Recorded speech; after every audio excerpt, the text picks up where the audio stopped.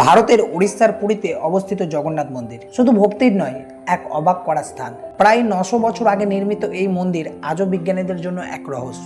প্রতিদিন হাজার হাজার মানুষ এখানে পুজো দিতে আসেন। তবে অনেকেই জানেন না এই মন্দির ঘিরে এমন কিছু অলৌকিক ঘটনা আছে যেগুলোর ব্যাখ্যা আজও কেউ দিতে পারেনি। চলুন জেনে নেই পুরীর জগন্নাথ মন্দিরের 7টি অজানা রহস্য।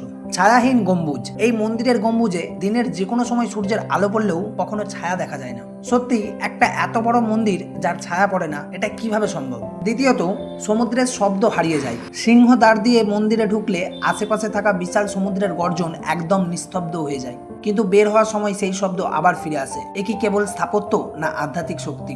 এরপরে উল্টো বাতাসের পতাকা। প্রতিদিন পতাকা উড়ানো হয় মন্দিরের চূড়ায়, কিন্তু অবাক করা বিষয়, পতাকা সবসময় বাতাসের উল্টো দিকে উড়ে। প্রকৃতির নিয়ম এখানে কেন ব্যতিক্রম? এরপরে পাখির অনুপস্থিতি। জগন্নাথ মন্দিরের ওপর কোনো পাখি ওড়ে না, এমনকি বসেও না, যেন কেউ বা কিছু পাখিদের দূরে রাখে। অথচ আশেপাশের এলাকায় প্রচুর পাখি দেখা যায়। প্রসাদ কখনো কম পড়ে না। প্রতিদিন হাজার হাজার মানুষ প্রসাদ পান, কিন্তু কখনো এক বেলাও প্রসাদ কম পড়ে না, আবার অতিরিক্তও হয় না। এই হিসেবটা কিভাবে মেলে? রান্নার অলৌকিকতা।